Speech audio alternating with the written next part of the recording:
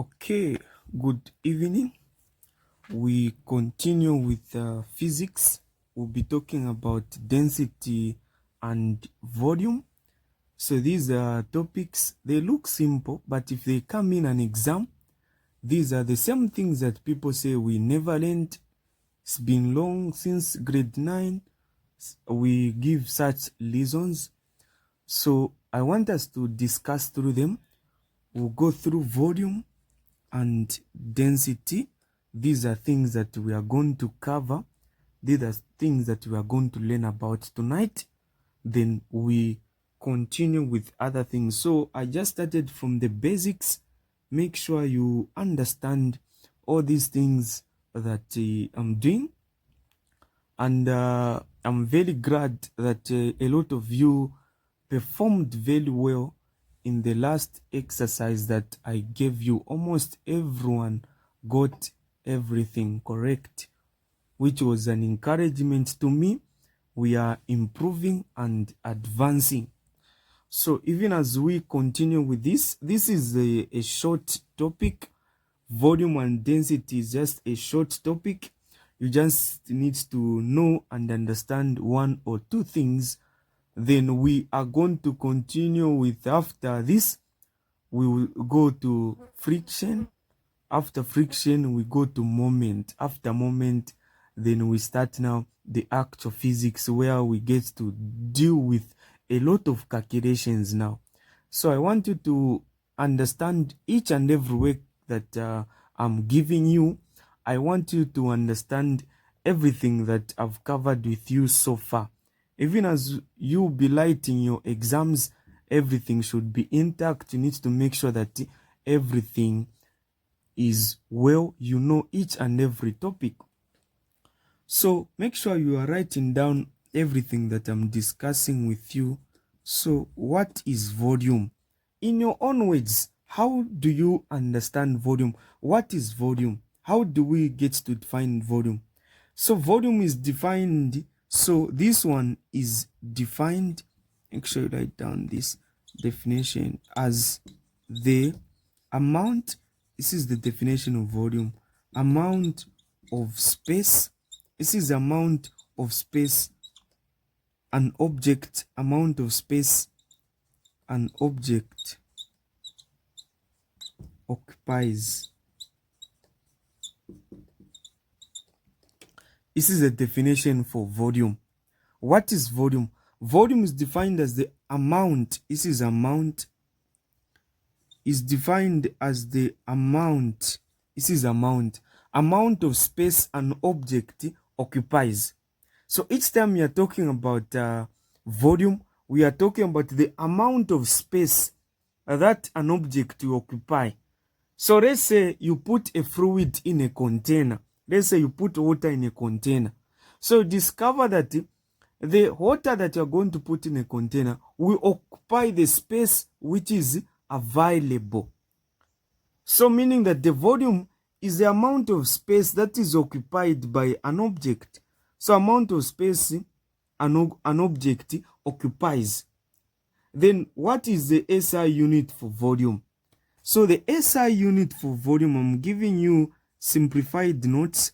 SI unit for volume. SI unit is what you say cubed meters.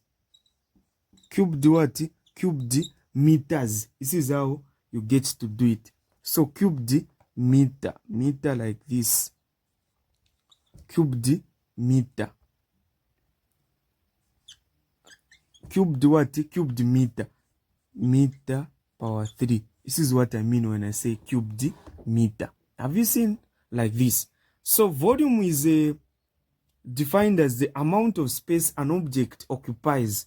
The SI unit is cubed meter like this. This is the SI unit for volume. Then volume has got a specific formula that we get to use. There is a specific formula that you need to know. There is a particular formula that you need to understand. What is the formula? What formula do we use? So what formula do we use? The formula that we get to use, this is the formula. volume is equal to what? Volume is equal to, you say L, these markers are not working. So L times B times height. This is the formula that we get to use. This is the formula for volume. And this is the formula that you need to know and understand.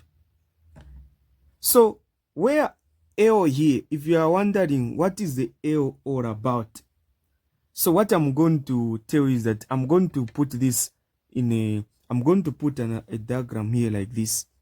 I'm going to do this so that you can understand what I'm trying to illustrate with you like this. Have you seen the way I'm doing this? Like this.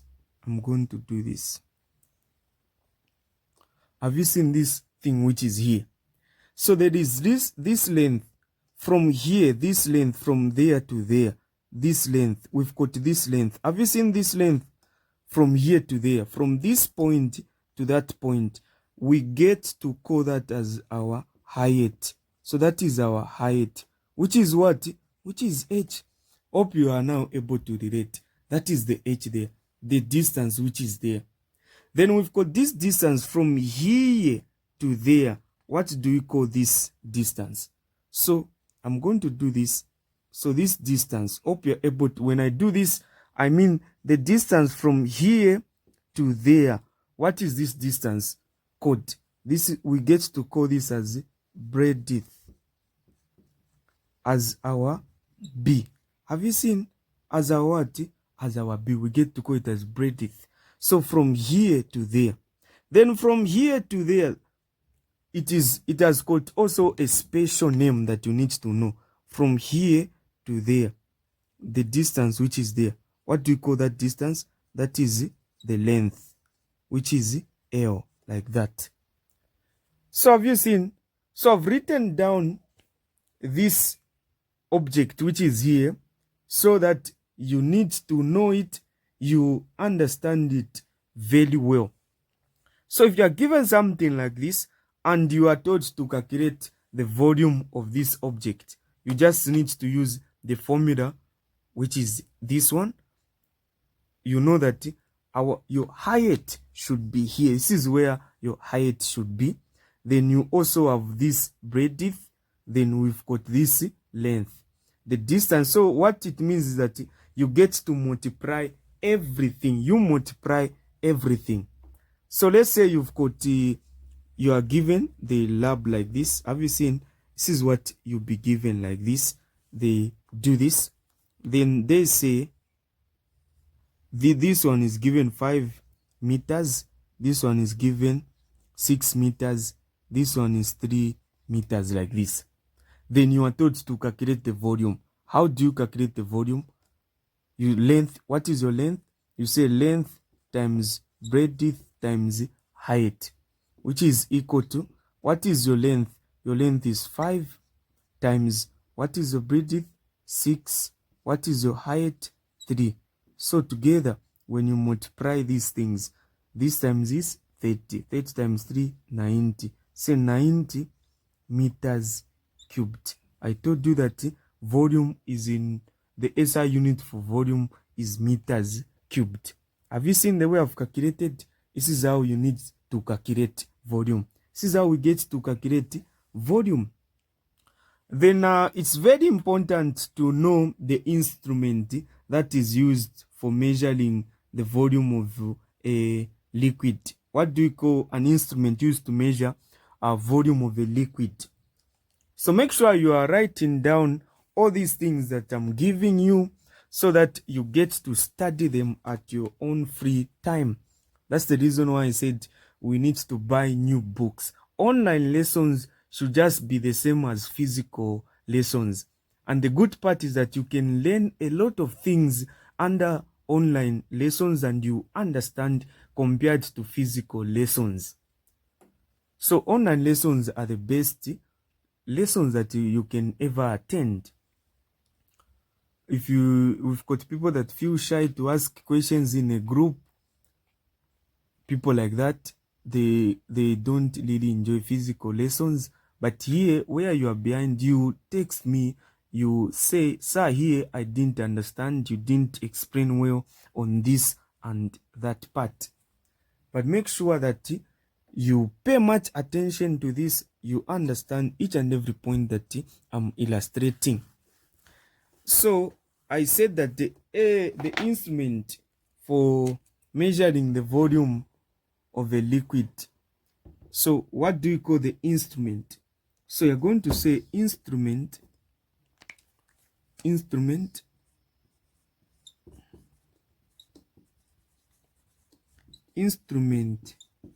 for measuring. Hope you're able to see. Instrument for measuring, these markers are not working, for measuring a volume,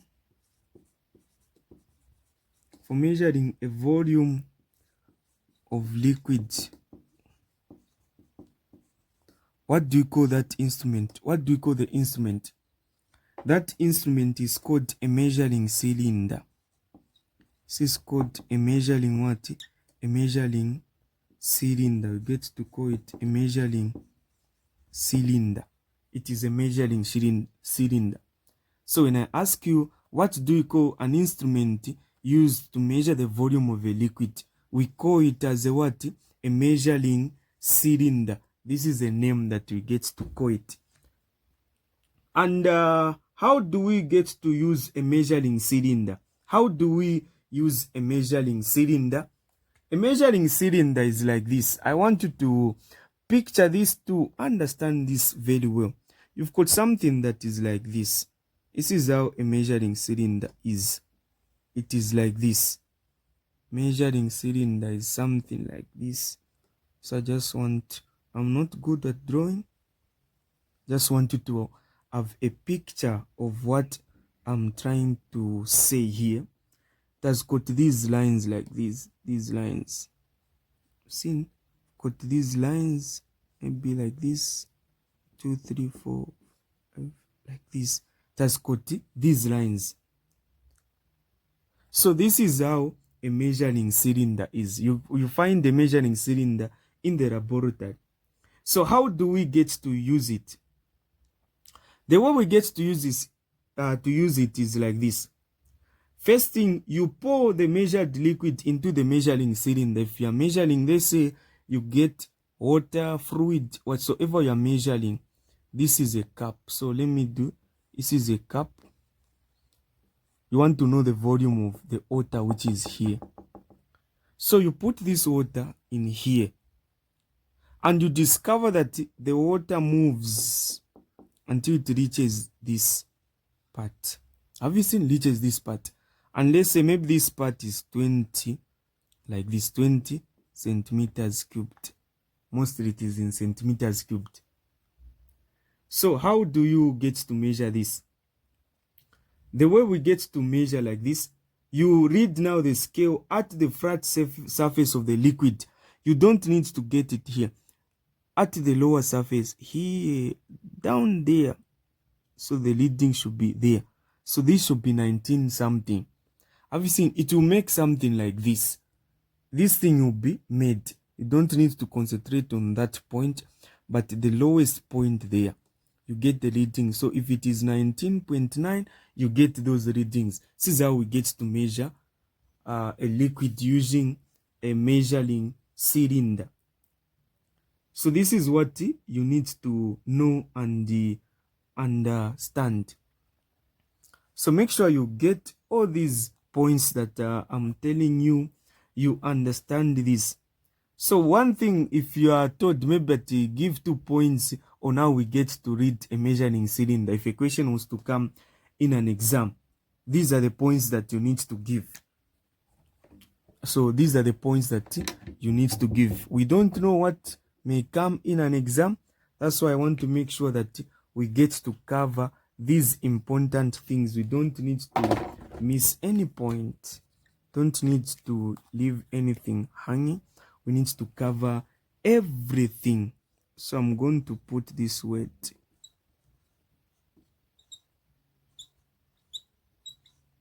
So 1, The first thing that you need to do is that put the measuring cylinder, put the measuring, I'll use this word, measuring cylinder, I'll say MC. This is measuring cylinder. So put the measuring cylinder on the horizontal surface, on the horizontal,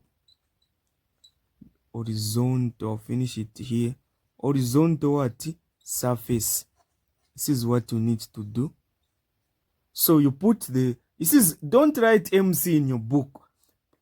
Put measuring cylinder. Put the measuring cylinder on the horizontal flat surface. These are key things that you need to do. Then the next thing, point number 2 that you need to do. Point number 2 that you need to get is that you need to press the high. So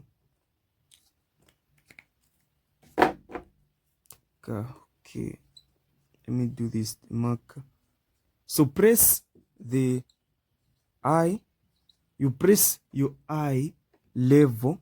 Press the eye level.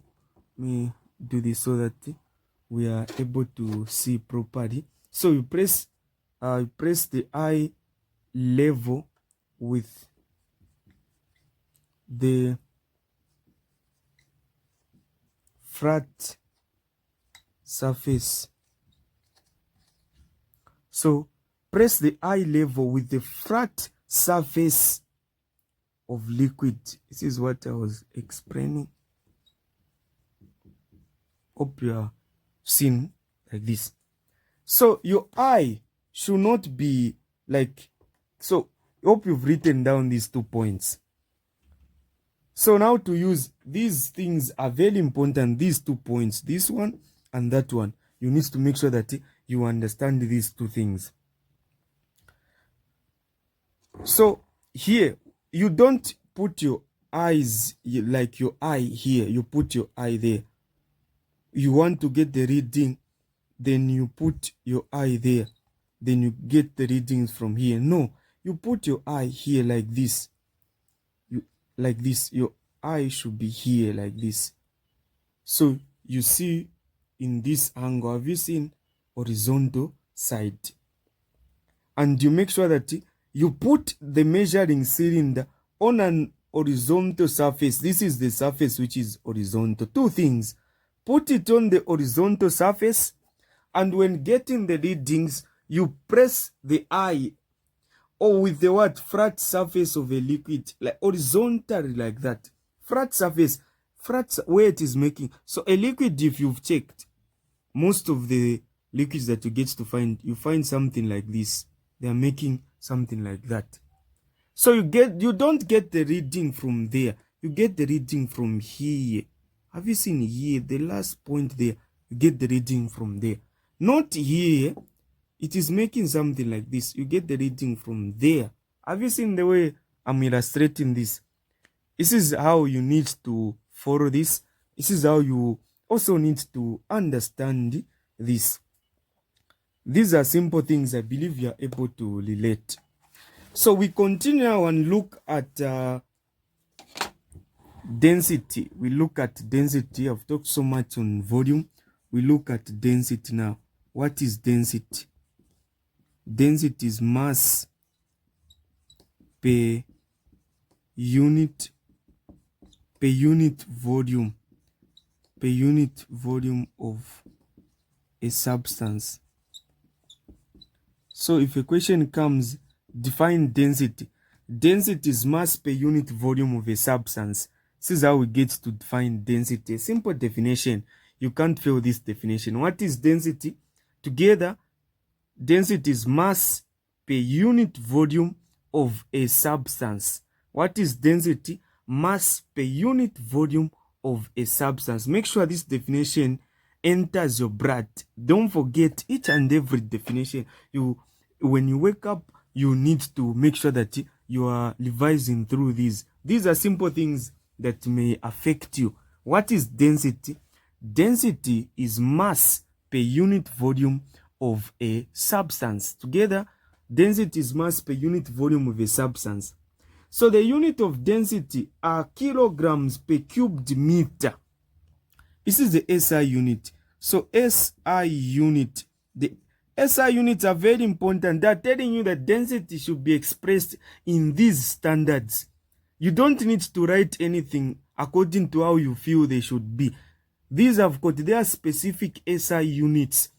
When we are talking about mass, you can't tell me that you answer your question, then you tell me that the mass is 10 grams. Me, I'll mark you wrong. This is not correct, because I've taught you that whenever we are talking about mass, you need to convert mass to its specific SI unit, which is kilograms. I thought you need to make sure that we know how to convert. So even this one, I've just told you that it is what? The SI unit for density is kilogram. Kilogram per cubic meter. Which is what? Which is like this. Kilogram per cubic meter. Like this, cubic meter. Not centimeters, meters, like this. Like this. This is the what? The SI unit for density. SI unit is kilogram per cubic meter. These are the SI units for density. So density is calculated by using this formula. So once I give you the formula, you can able to gather the work and do the needful. Density is equal to mass over volume. This is the formula you need to know. Mass over what? Over volume. Density is equal to mass over volume. This is the what? This is the formula that you need to know. Density is equal to mass over volume. This is how we get to calculate density. Make sure you understand everything. You understand all these calculations. Make sure you get the point and understand what I'm trying to talk about. So let us look at an example. We look at an example under this. Let us look at an example. We look at an example. Hope you are able to understand. You are able to follow me properly. So I will say a stone as 450 grams, like this. A stone has 450 grams. And volume, so I'll say a material. So I'll just say material. So a material, instead of stone, I'll say a material. I'll just say a material. So a material has 450 grams and volume of 50 centimeters cubed. Like this. What is density? Have you seen the way this question is? A material has 450 grams and volume of 50 centimeters cubed. What is density? You know that density is equal to mass over volume. So density is equal to, what is mass? So as long as you are dealing with, have you seen the way these are in what? Centimeters cubed. These are in grams. So these, they are related to each other. You can just work them the way they are. But if this was in meters and this one in grams, then you need to make sure that they follow each other. It's either the one in meters goes to the one in meters goes to centimeters, or the one in grams goes to kilograms.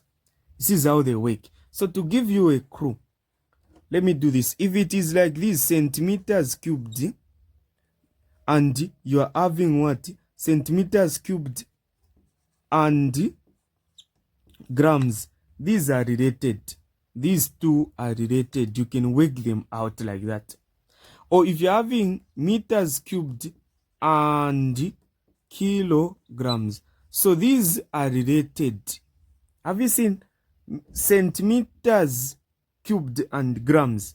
Even meter cubed and kilograms, these are related. So they work in pairs.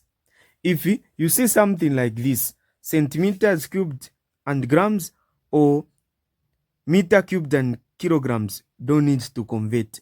They are well like this. They are in a pair. This is how they move. So here you just need to go direct. Hope you've understood this point. Centimeter cubed and grams, centimeter cubed, they work together. But in a case where you've got grams and meter cubed, have you seen it has followed this one, which is with a pair to that one? So which means there now you need to do some conversion. But if it is like this, these are in a pair like this, just need to work them out the way they are. So what is your mass there? Your mass, you just get that one, 450 over. What is your volume? Your volume is what? 50, which is equal to. So here when you divide, what is your answer? Your answer will be what? Your answer will be 9 grams per centimeters cubed. This is your answer. Have you seen the way I've answered? This is how you need to answer. This is how you need to work out that one. So I want you to understand this, and I want you to get the full understanding on this. I don't want you to miss any point on this. I want you to get a full understanding under this. So we are going to end here tonight. Then we are going to see where we are going to start from. We need to complete this. We start now the physics that we all know, where we get to deal with so much calculations. So I just want to make sure that we all revise through this. We understand this. Make sure you write down the notes. Let me give you a simple exercise. I see how we've understood. How do you check if learners are understanding? Is through exercise. When I give you an exercise, you are able to answer. I see that people are understanding. Thank you so much.